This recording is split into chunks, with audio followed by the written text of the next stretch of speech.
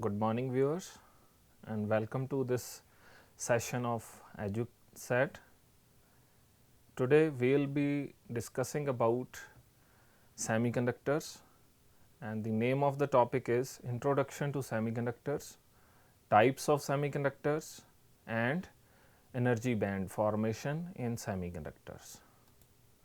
So, first of all let us discuss about the atomic structure, the structure of an atom. You know that an atom is composed of nucleus which contains positively charged protons and neutral neutrons and electrons which are negatively charged and orbit around the nucleus.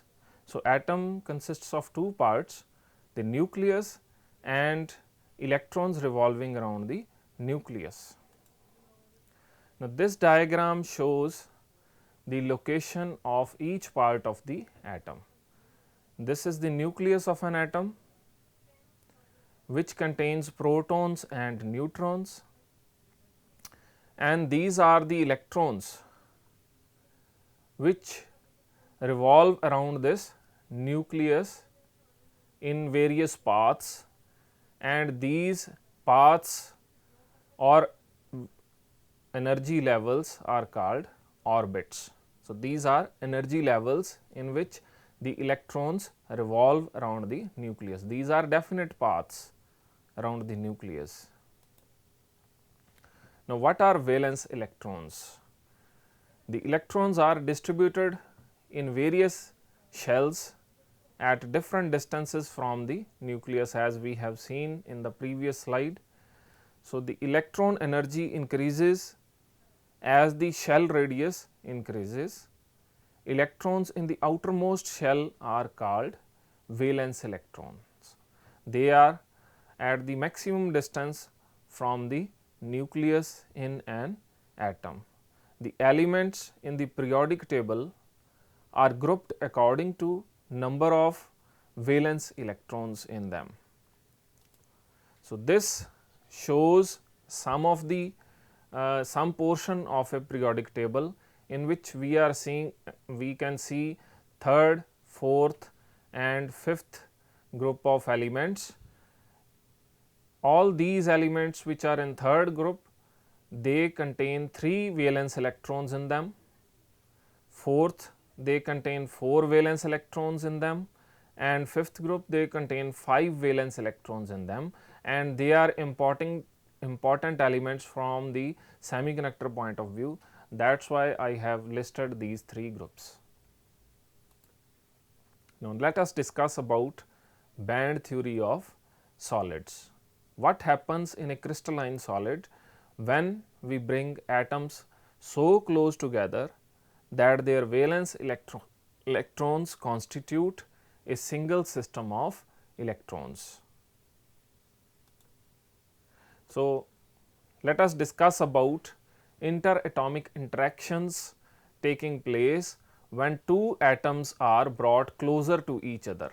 These are the energy levels of an individual atom.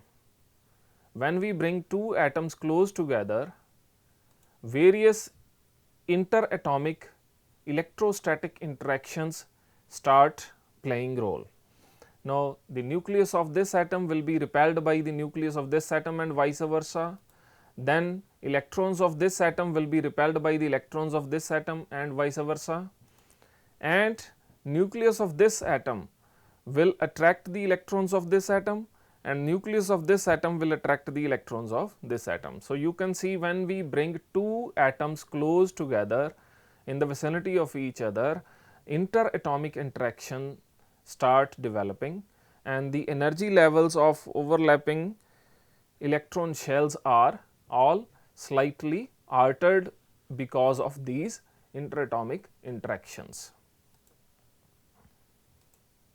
So, let us consider sodium as an example, and we will discuss what happens when atoms of sodium are brought closer to each other.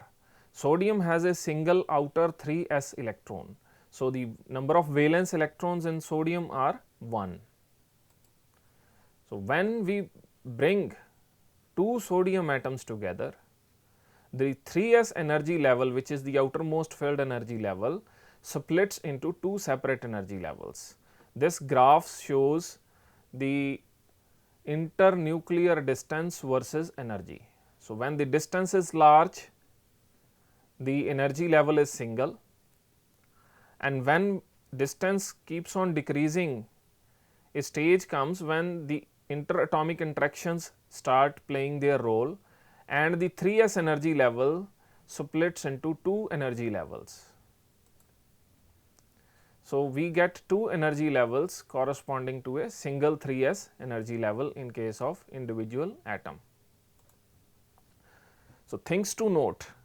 Now, there are 4 quantum states, but only 2 electrons, one for each of the sodium atoms, and we could minimize electron energy by putting both these 3s electrons in lower energy level. This is the lower energy level, this is the higher energy level, and keep it in mind that both of these energy levels are produced because of splitting of same energy level 3s. So, we can accommodate both the electrons in the lower energy one with one spin up and the other spin down.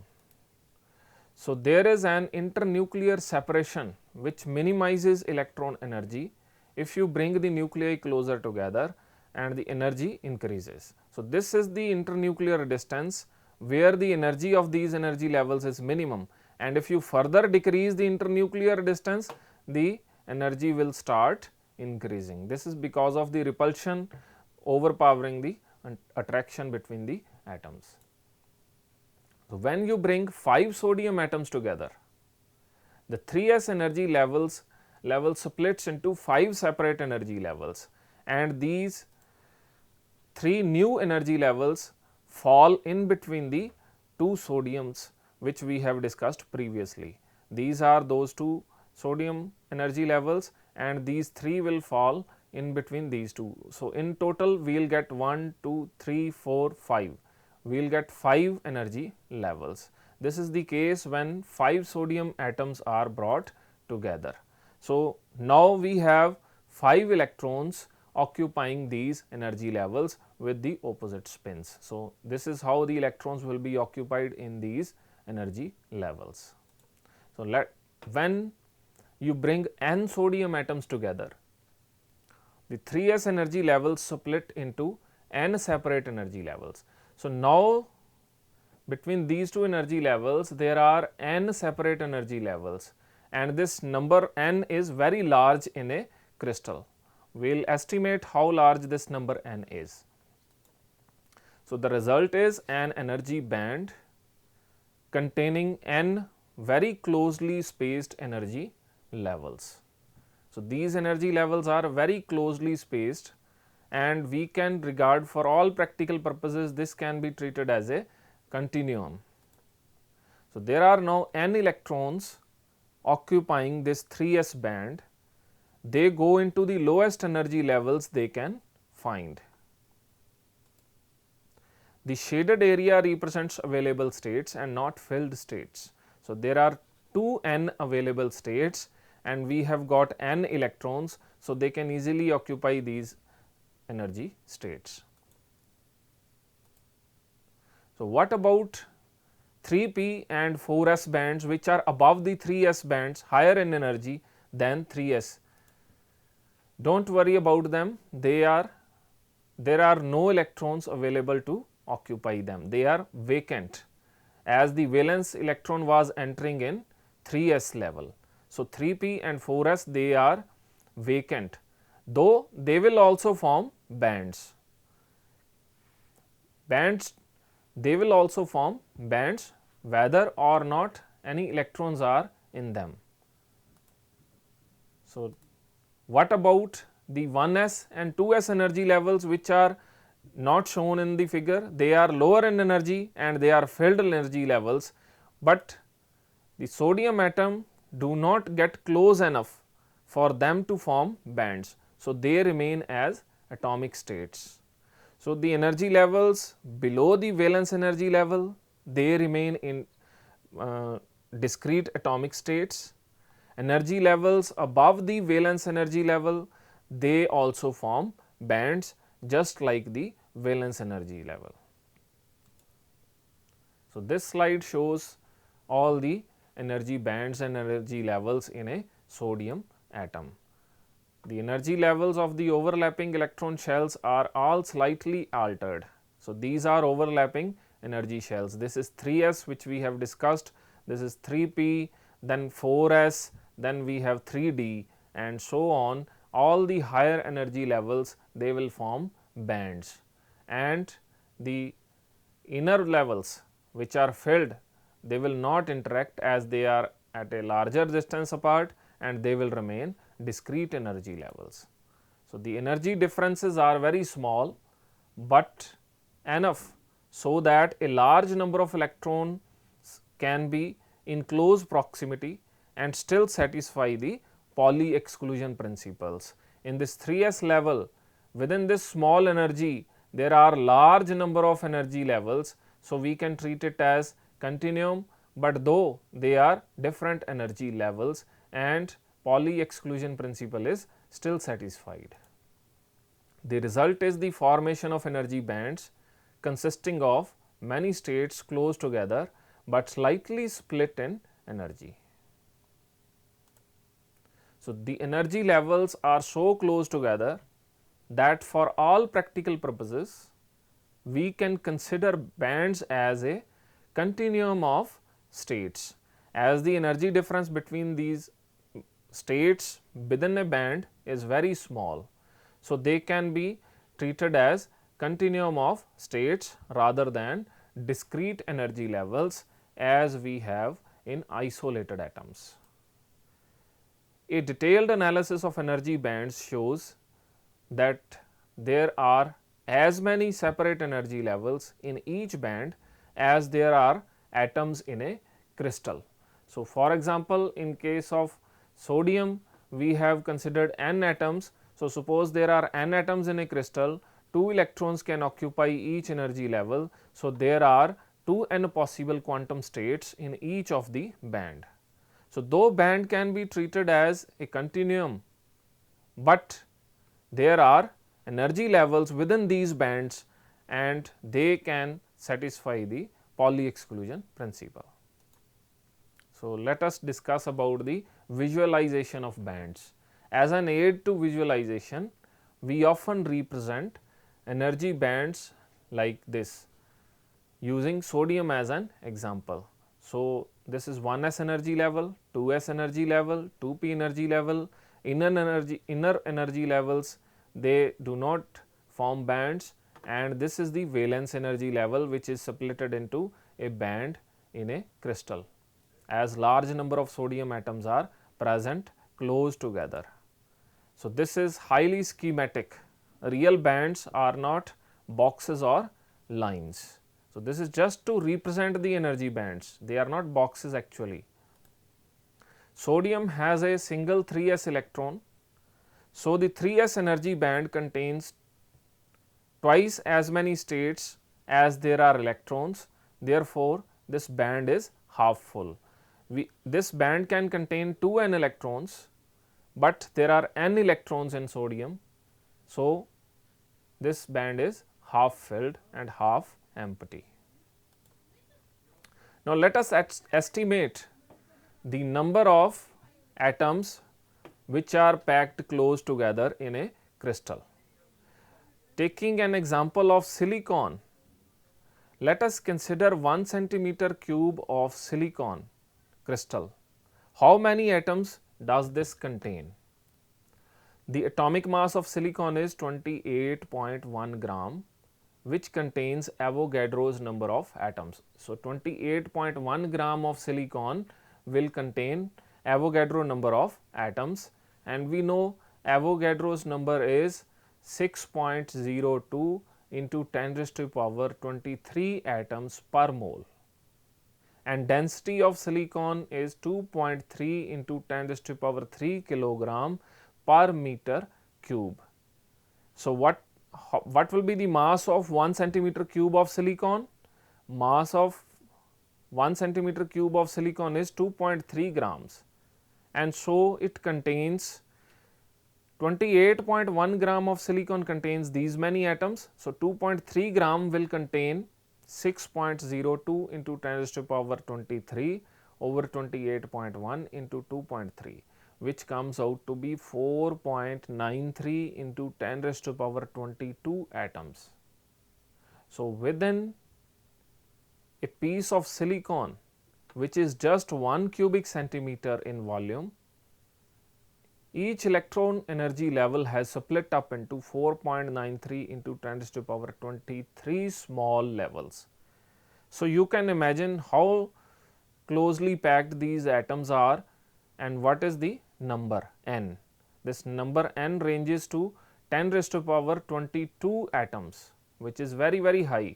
So, that is why for all practical purposes we can regard that those closely packed energy levels as band. So, this shows the formation of bands. This is single atom. So, in a single atom we will have discrete energy levels. When two atoms are brought together, these energy levels will split into two different levels, and when 4 atoms are brought together, these will split into 4 different energy levels, and so on. When n number are brought together, they will form energy bands. So, these are energy bands, and between energy bands, in between energy bands, we have got forbidden band, because the electron cannot exist in between these bands. So, these are allowed bands and this is forbidden gap or forbidden band. So, each allowed band is separated from another one by a forbidden band. Electrons can be found in allowed bands, but they cannot be found in forbidden bands. A full band is represented like this, whole of the band is shaded and all energy levels are occupied by electrons in a full band. Empty band is denoted like this, and all energy levels are empty in and no electrons are present in the empty energy band. Both full and empty bands, they do not partake in electrical conduction, since no energy states are available for the electrons to move in them. So, the highest energy band completely filled with the electrons is called the valence band. The next band is called the conduction band. The conduction band can be empty or partially filled. The energy difference between the bottom of the conduction band and top of the valence band is called the band gap. So, this is the bottom of the conduction band and this is top of the valence band, and the difference in energy is called band gap. So, this is conduction band. This conduction band may be empty, may be partially filled, and this valence band is completely filled. The highest completely filled band is called valence band. So, let us discuss about classification of materials on the basis of band theory. So, we know that on the basis of electrical characteristics, the materials are classified as conductors, insulators and semiconductors. So, now we will discuss why some materials are conductors and others are insulators on the basis of band theory. So, consider a solid with empty conduction band. Now, this is a solid which is having empty conduction band and filled valence band, and this is E gap, the energy corresponding to band gap. Now, if we apply electric field to this solid, the electrons in the valence band, they cannot participate in the transport, or no current will flow through this material. This is because no energy states are available for the electron to participate in the conduction of current. So, they do not participate in the transport of current. Now, the electrons in the valence band do not participate in the current, since classically the electrons in the electric field accelerate. When electric field is applied, they accelerate, so they acquire kinetic energy.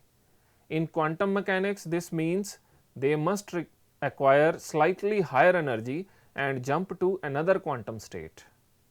Such states must be available, that is, we must have empty states available to the electrons, but no such empty states are available in the valence band, because the valence band is completely filled. So, they do not participate in the conduction of current. The conduction band does have empty states, but they are higher in energy. So, for the electrons to jump in conduction band and participate in the current, they must acquire this much difference of energy, which is not available to the electrons. So, this solid would behave as an insulator. Consider a solid with a half filled conduction band, as is the case of your sodium. We have already discussed sodium has got half filled outermost shell band. So, the conduction band in case of sodium is half filled. If an electric field is applied to this solid, electrons in the conduction band do participate in the transport, since there are plenty of empty allowed states with the energies just above the Fermi energy. Fermi energy is the energy of the highest level which is filled. So, there are empty energy levels and they are very closely spaced, these energy levels. So, the electrons jump to these energy levels even at room temperature, and they can participate in the conduction of current. So, this solid would behave as conductor, and metals have got partially filled conduction band with the empty energy states available in the conduction band. So, they behave as conductors. Now, let us discuss about band overlap.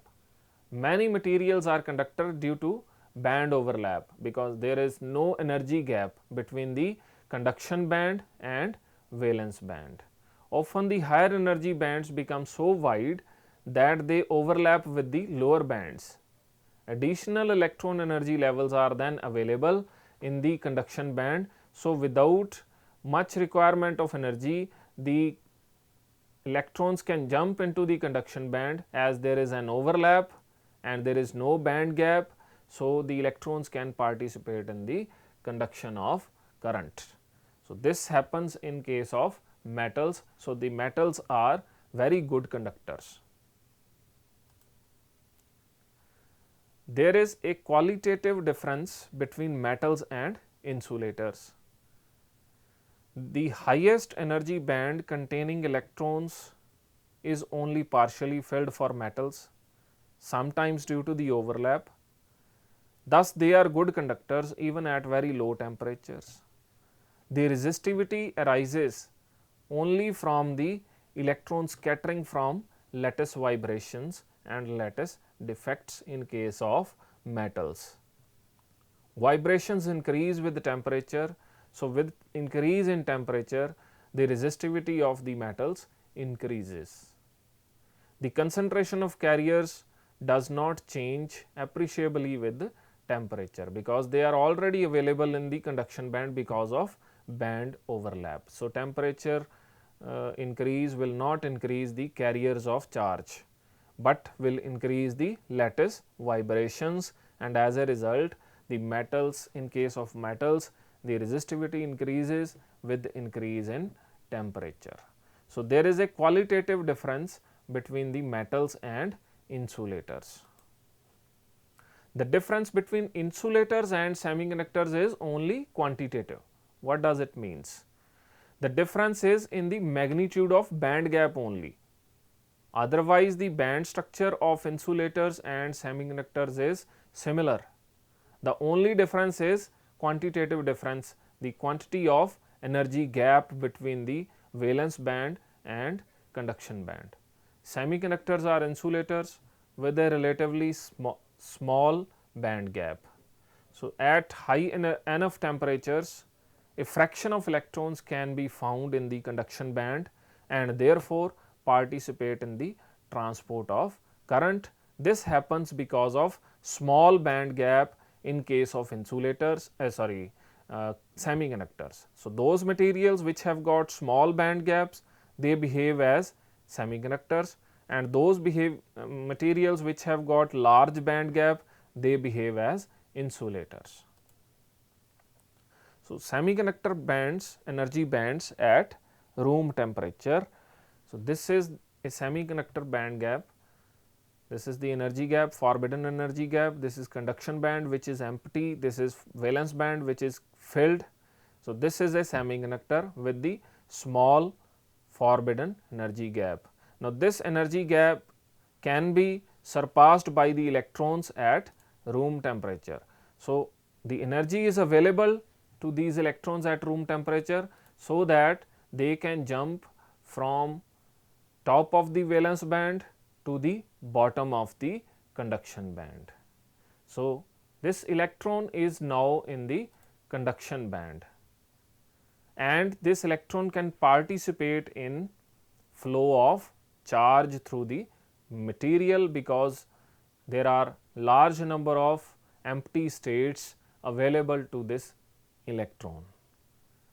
But this missing electron in the valence band, this creates a vacancy, and this missing electron state is called as a hole. So, we have got an electron hole pair generated in the crystal. A free electron is created in the conduction band and a hole is created in the valence band. This is called electron hole pair generation. The hole behaves as a positive charge carrier. So, in this way, these electrons at room temperature, they can jump into the conduction band and leaving holes behind. These electrons can participate in flow of current in the conduction band, and these holes can participate in the flow of current in the valence band. So, we have got electron hole pairs in a semiconductor at room temperature, which can participate in the flow of current. So, this slide shows the difference between insulators and semiconductors. So, as I have already explained that band structure of insulators and semiconductors is similar, the only difference is quantitative, means the difference is in the value of E gap. In case of insulators, this E gap is large. In case of semiconductors, this E gap is small, and this much energy gap can be overcome by the electrons, and they get sufficient energy at room temperature. This situation is at T is equal to 0 Kelvin. At room temperature, the electrons will jump to the conduction band and will be available for participation in current. So, there is no difference between insulators and semiconductors at a very low temperature. In neither material are there any electrons in the conduction band, and so conductivity vanishes in the low temperature limit. But at room temperature, as we have discussed in the previous slide, that electron hole pair generation will take place and they will participate in the flow of current. So, the difference arises at high temperatures. A small fraction of electrons is thermally excited into the conduction band. These electrons carry current just as metals. So, we will have electrons in the conduction band at room temperature. The smaller the gap, E gap energy, the more the electrons in the conduction band at a given temperatures. Resistivity decreases with temperature due to higher concentration of electrons in the conduction band. So, as we increase the temperature, more and more electrons will jump from valence band to the conduction band, and as a result, more and more electrons will be available for conduction of current, and as a result, the resistivity of the material will decrease with rise in temperature. This is just opposite to the metals. In case of metals, rise in temperature increases the resistivity. Here, rise in temperature will decrease the resistivity. So, let us discuss about concept of holes.